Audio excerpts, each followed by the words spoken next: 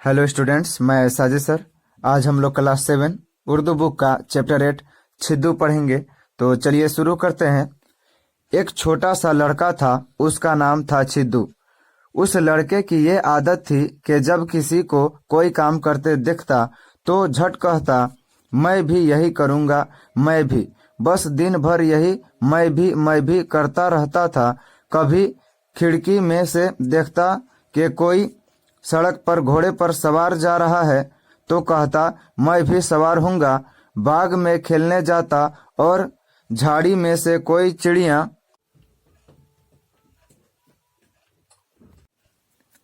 फुर से उड़ जाती तो ये कहता, मैं भी उड़ूंगा। उसके घर से कुछ दूर एक तालाब था, उसके किनारे खेलने जाया करता और नन्ही नन्ही मछलियों को पानी में तैरते देखता तो कहता, मैं भी तैरूंगा।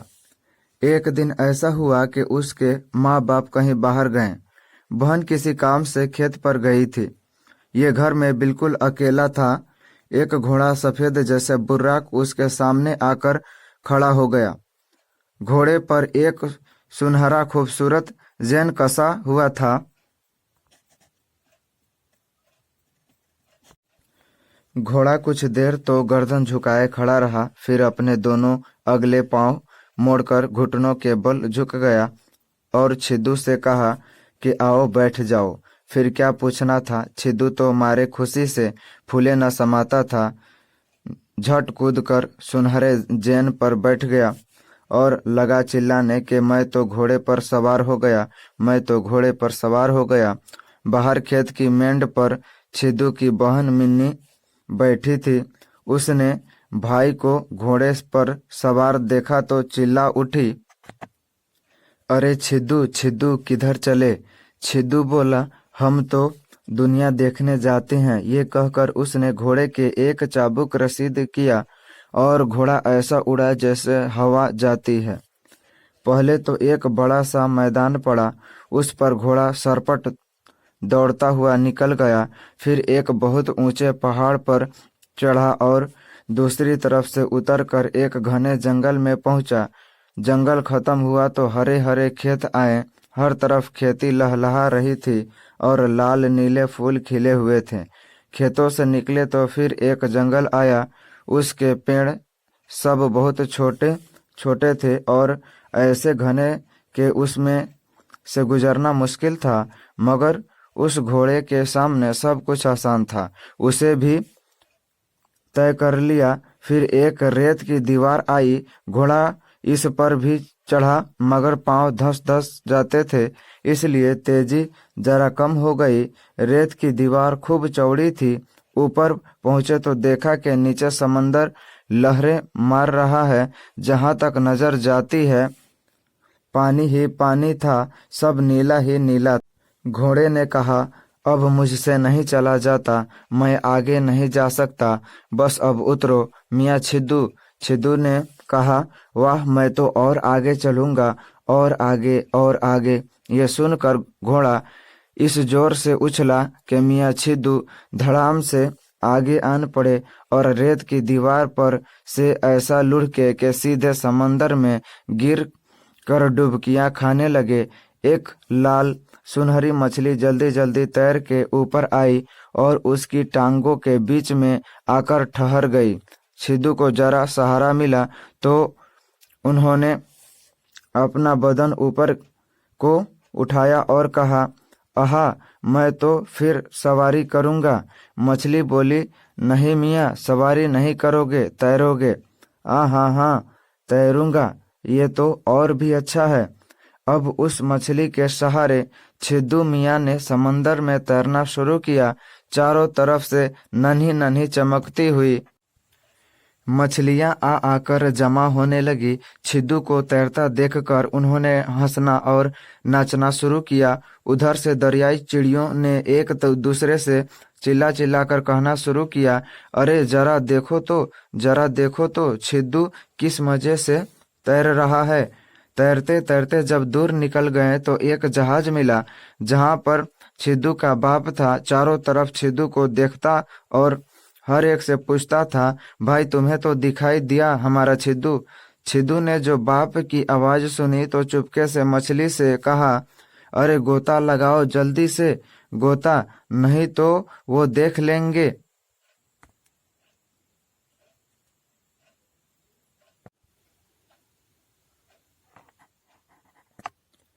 मछली ने ऐसा गहरा गोता लिया कि समंदर की तह को पहुंची। वहां तरह तरह की सेपियां थी, रंग बिरंग के घोंघे थे और ऐसे ऐसे दरख्त के छिद्दू ने कभी देखे भी न थे। छिद्दू ने जो आंखें फाड़ फाड़ कर देखना शुरू किया तो आंखों में पानी भर गया और चीखे कि बस बस, अब ऊपर चलो, ऊपर मेरा दम घुटता है। मछली ऊपर निकली और छिद्दू ने पानी से सर निकाला ही था कि एक बड़ा सा परिंदा ऊपर से आया, कुछ काला कुछ सफेद, और उसने छिद्दू को चोंच में उठा लिया और अपने पर खूब फैलाकर उसे हवा में उछाला और अपनी पीठ पर बिठा लिया। छिद्दू चिल्लाया, अब तो मेरे पर हो गए, मैं तो उड़ूंगा, मैं तो उड़ूंगा। ये परिंदा ऊंचा उड़ता ही चला गया, रुकने का नाम ही न लेता था। उधर सूरज बराबर नीचा होता जाता था और आखिर को बिल्कुल गायब ही हो गया। छिद्दू के करीब से एक औरत गुजरी जो बड़े बड़े निहायत ढीले बिल्कुल काले कपड़े पहने हुए थी। ये रात थी और ऊपर से जमी को जा रही थी, लेकिन परिंदा और छिद्दू थे कि ऊपर ऊपर ही चले जाते थे और उड़ते उड़ते चांद और तारों की बस्ती में पहुंच गए। नन्हे नन्हे चमकते हुए तारों ने कहा, मियाँ छिद्दू सलाम, कहाँ से आते हो? अब तो बहुत देर हो गई है, तुम्हारे तो सोने का वक्त है। मगर छिद्दू ने कहा, मेरे सोने का, मैं तो उड़ूंगा, ऊपर चले ही जाऊंगा।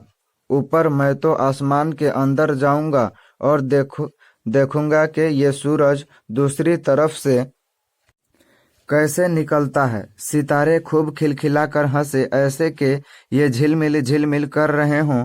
ऊपर परिंदे ने कहा कि तुम तो आसमान में जाना चाहते हो, वहां तो मैं भी नहीं जा सकता। तुम्हें ऐसे ही जाना हो तो बादलों के साथ जाओ, मैं अब आगे नहीं जाता।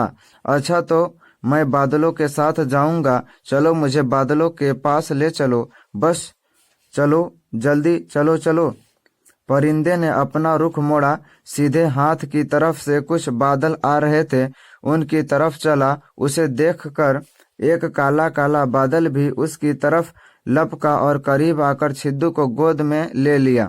उसकी गोद बड़ी ठंडी थी, ऐसी नरम जैसे हलवा।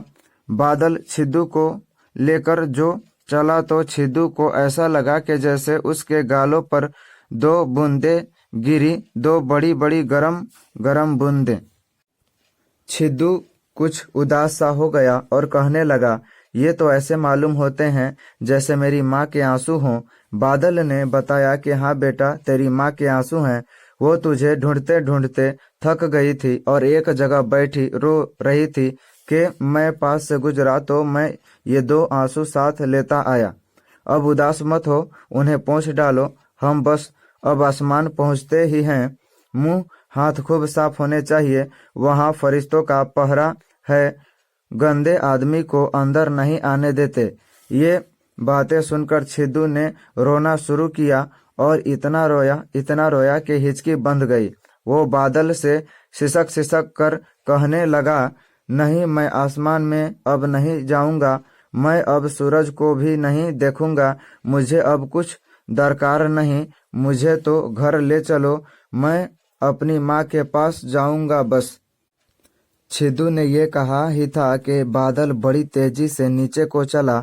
सब देखते के देखते ही रह गए, ये जा वो जा, और एक जगह खूब नीचे पहुंचकर बादल ने छिद्दू को गोद से नीचे डाल दिया। ये धम से एक चमेली के पेड़ के पास गिरा। उसने जो आंख खोली तो देखा कि माँ दोनों हाथों से चमेली की शाखें हटा रही है। खुशी से बाछें खुली हुई हैं और चिल्ला रही हैं, अरे लोगों देखो, मेरा छिद्दू ये है, मेरा छिद्दू ये है। इसी वक्त सूरज भी ऊपर से निकला और